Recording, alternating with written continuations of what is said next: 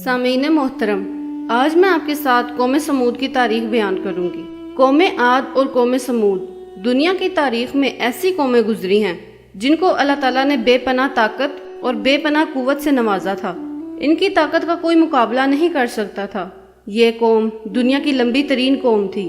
ان کی جیسی قوم نہ پہلے کبھی آئی اور نہ ان کے بعد اللہ تعالیٰ نے ایسی قوم کو پیدا فرمایا۔ پیارے دوستو، آج کی اس ویڈیو میں ہم قوم سمود کے بارے میں بات کریں گے، جو قوم عاد کے بعد آباد ہوئی۔ قوم عاد دنیا کی پہلی طاقتور ترین قوم تھی۔ اس قوم نے اللہ تبارک و تعالیٰ کی نافرمانی کی اور گناہوں میں مبتلا ہو گئے، تو اللہ تبارک و تعالیٰ نے اس قوم کے لیے دردناک عذاب نازل فرمایا اور اس قوم کو ہلاک و برباد کر دیا۔ اس قوم کا نام صفحہ ہستی سے مٹا دیا گیا۔ اس طرح قوم عاد کے بعد دوسری قوم معرض وجود میں آئی، جس کا نام قوم سمود ہے۔ قوم سمود قوم عاد کی نسل سے ہی تھی اور یہ دنیا کی دوسری طاقتور ترین قوم تھی۔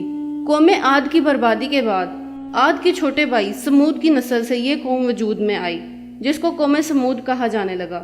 یہ قوم حجر کے علاقے میں آباد ہوئی اور آہستہ آہستہ یہ لوگ پھیلتے چلے گئے، یہاں تک کہ یہ لوگ مغربی اور شمالی عرب تک پھیل گئے۔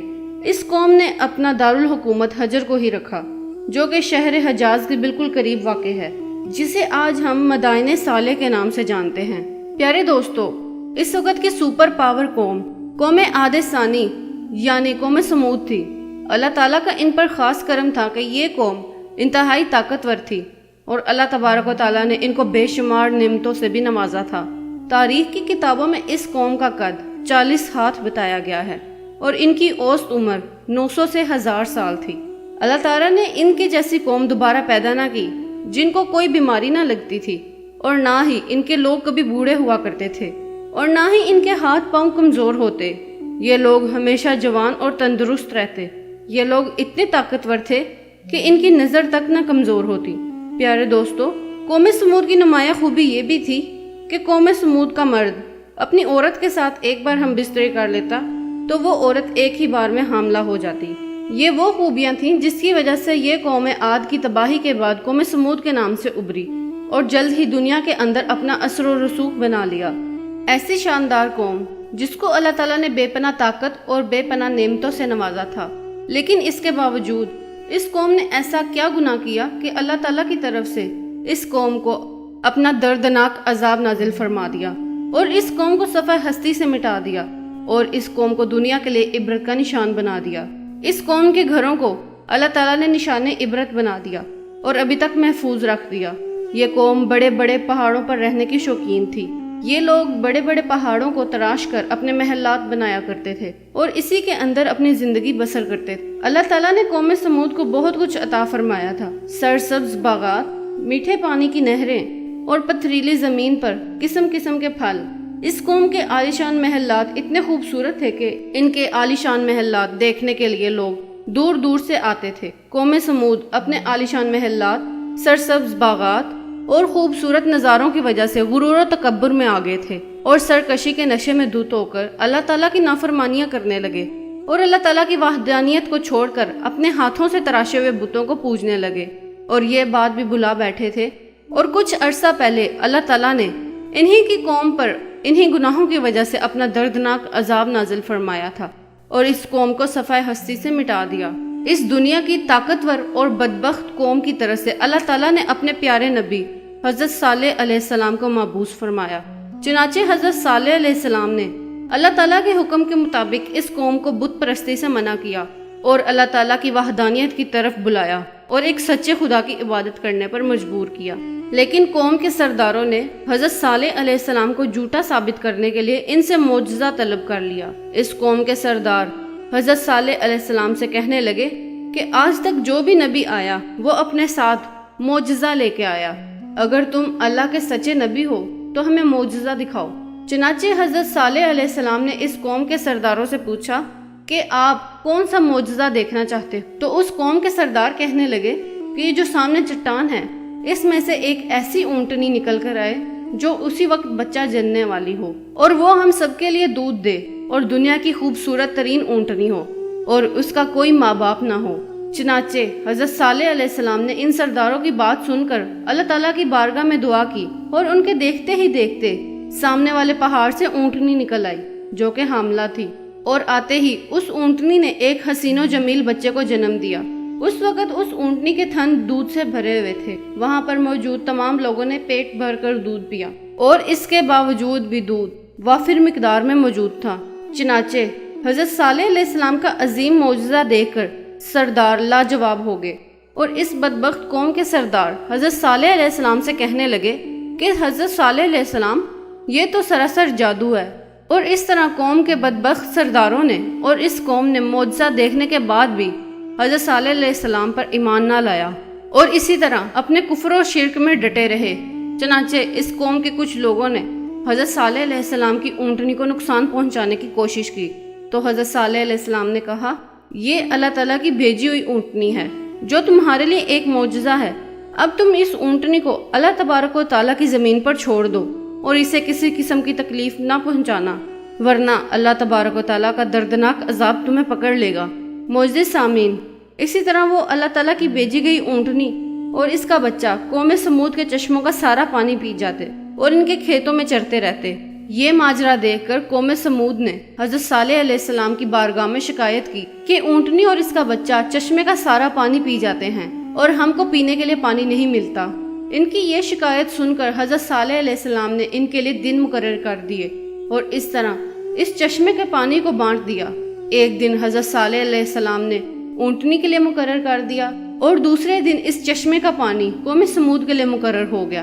جس دن اونٹنی پانی پیتی اس دن وہ دودھ بھی زیادہ دیتی اور اس کا دودھ دن اور رات میں ختم ہی نہ ہوتا، جس طرح اللہ تعالیٰ قرآن پاک میں اشارہ کرتے ہوئے ارشاد فرماتا ہے۔ اور حضرت صالح علیہ السلام نے اپنی قوم سے کہا، یہ اونٹنی ہے، ایک دن اس کی پانی کی باری ہے، ایک دن تمہاری پانی کی باری ہے، اس کو کوئی نقصان نہ پہنچانا ورنہ اللہ کا عذاب تمہیں پکڑے گا۔ اور کچھ ہی دنوں کے بعد قوم سمود اس سے تنگ آ گئے، کیونکہ جس دن وہ اونٹنی پانی پیتی پینے کے لیے پانی نہ ملتا، اور ویسے بھی قوم سمود کے سرداروں نے اس اونٹنی کو ایک جادو قرار دے رکھا تھا۔ خیر، ایک قوم سمود کا سردار کی بیوی جس کا نام صدوق تھا، اس عورت کی 2 حسین و جمیل بیٹیاں تھیں۔ ان کی عمریں 12 اور 14 سال تھی۔ اس عورت نے حضرت صالح علیہ السلام کے بیٹے کو یہ لالچ دیا کہ اگر تم اپنے گھر میں موجود اونٹنی کو رات کے اندھیرے میں قتل کر دو تو میں تمہیں اپنی دونوں بیٹیوں کو انعام کے طور پر تحفہ دے دوں گی۔ حضرت صالح علیہ السلام کی اولاد چونکہ نیک تھی، وہ اس عورت کے جال میں نہ پھنسے۔ پھر اس کے بعد وہ عورت نے پوری قوم میں یہ اعلان کر دیا کہ جو بھی شخص حضرت صالح علیہ السلام کی اونٹنی کو قتل کرے گا وہ اپنی دونوں بیٹیوں کا نکاح اسے دے دے گی۔ عورت کا یہ اعلان سنتے ہی اس قوم کے 2 نوجوان، جس کا نام مادہ ابن طاہر ہے اور قدرہ ابن سالف، ان دونوں بدبختوں نے مل کر اس اونٹنی کو ذبح کر دیا۔ اسی طرح اللہ تعالیٰ کی اس بھیجی ہوئی اونٹنی کو قتل کرنے کے بعد قوم سمود حضرت صالح علیہ السلام سے کہنے لگی، اگر تم اللہ کے سچے رسول ہو تو ہم پر وہ عذاب نازل کرو جس عذاب سے تم ہمیں ڈراتے ہو۔ اس طرح اس اونٹنی کے قتل ہونے کی خبر سن کر حضرت صالح علیہ السلام بے حد پریشان ہوئے اور زور قطار رونے لگے۔ چنانچہ اس اونٹنی کو قتل کرنے کے بعد اس بدبخت قوم نے حضرت صالح علیہ السلام کو بھی قتل کرنے کا ارادہ کر لیا۔ اللہ تعالیٰ قرآن پاک میں ارشاد فرماتا ہے، آخر کار اپنے رب کے حکم سے سرکشی کی اور کہنے لگے، جس چیز سے ہمیں ڈراتے ہو اور اللہ کے سچے پیغمبر ہو، اس عذاب کو ہم پر لے آؤ۔ اس طرح اس قوم نے اللہ تعالیٰ کی بھیجی ہوئی اونٹنی کو قتل کر دیا اور اپنی نافرمانی میں حد سے زیادہ بڑھ گئے اور خود ہی اللہ کے عذاب کو طلب کر لیا۔ تو حضرت صالح علیہ السلام نے اس قوم سے کہنے لگے، اب تم کو اللہ کے دردناک عذاب سے کوئی نہیں بچا سکتا۔ چونکہ حضرت صالح علیہ السلام کی بات سن کر اس قوم کے 9 بدبخت نے ارادہ کیا کہ اب یقیناً حضرت صالح علیہ السلام کو قتل کر دیا جائے گا۔ چونکہ یہ 9 لوگ ایک پہاڑ کے پیچھے چھپ کر حضرت صالح کا انتظار کرتے رہے کہ کب حضرت صالح علیہ السلام یہاں سے گزریں اور معاذ اللہ انہیں قتل کر دیا جائے۔ چنانچہ اللہ تعالیٰ کی ایسی حکمت ہوئی کہ اللہ تعالیٰ نے اسی رات ان 9 لوگوں پر پتھروں کی برسات کر دی، جس کی وجہ سے وہ 9 کے 9 لوگ ہلاک ہو گئے۔ صبح ہوتے ہی جب قوم سمود نے ان 9 لوگوں کو مرا ہوا دیکھا اور ان پر خدا کا عذاب دیکھ کر بھی وہ لوگ اللہ سے سرکشی سے باز نہ آئے، پھر بھی بت پرستی میں مشغول رہے اور اللہ کی نافرمانیوں میں مزید بڑھاوا دیا۔ اور اس طرح جب حضرت صالح علیہ السلام کی قوم قابل ہدایت نہ رہی تو اس وقت حضرت صالح علیہ السلام نے اپنی قوم سے کہا، تم لوگوں کے پاس صرف 3 دن ہیں، جتنی چاہے عیش کر لو اور شراب و شباب میں گزار لو، 3 دن کے بعد اللہ کا دردناک عذاب تمہارا منتظر ہے، جس طرح اللہ تعالیٰ قرآن پاک میں فرماتا ہے، جس طرح انہوں نے اس اونٹنی کو قتل کر دیا تو انہوں نے کہا 3 دن اپنے گھر میں آرام سے گزار لو، اور یہ وعدہ جھوٹا نہیں۔ اس طرح جب حضرت صالح علیہ السلام نے اپنے خدا کے عذاب کی وعید سنائی تو اس قوم کے بے شرم انسانوں نے حضرت صالح کا مذاق اڑانا شروع کر دیا، اور اس قوم کے بے شرم لوگ حضرت صالح علیہ السلام سے کہنے لگے کہ آپ ہی بتا دیجئے ہم یہ 3 دن شراب میں گزاریں یا شباب میں؟ تو حضرت صالح علیہ السلام کہنے لگے پہلے دن تمہارے چہرے کا رنگ زرد ہو جائے گا، اور دوسرے دن تمہارے چہرے کا رنگ سرخ ہو جائے گا، اور تیسرے دن سیاہ ہو جائے گا، اور چوتھے دن اللہ کا دردناک عذاب تم پر نازل ہو جائے گا۔ چنانچہ حضرت صالح علیہ السلام کی قوم پر ان کی باتوں کا کوئی اثر نہ ہوا، اور وہ دوبارہ ویسے ہی اپنی حرکتوں میں مشغول رہے۔ اور پھر جب حضرت صالح علیہ السلام کے کہنے کے مطابق ہی تیسرے دن ان لوگوں کے چہرے سیاہ ہو گئے تو اپنے کالے چہرے دیکھ کر وہ قوم ڈرنے لگی، اور اپنے کالے چہرے دیکھ کر ایک دوسرے سے کہنے لگے کہ اب کون سا عذاب ہم پر نازل کیا جائے گا۔ اور چوتھے دن ایک زوردار آواز آسمانوں سے نکلی، جس کی قوت سے ان کے کان کے پردے پھٹ گئے، اور ان کے دل جیسے باہر آنے لگے، اور روحیں جسم سے نکلنے لگیں، اور اسی وقت جہاں بھی جو کھڑے تھے اوندے منہ گر گئے اور تڑپ تڑپ کے ہلاک ہو۔ اور پھر ایک زوردار زلزلہ آیا، اور اس زلزلے کی وجہ سے ان کے گھروں کو ان پر گرا دیا گیا۔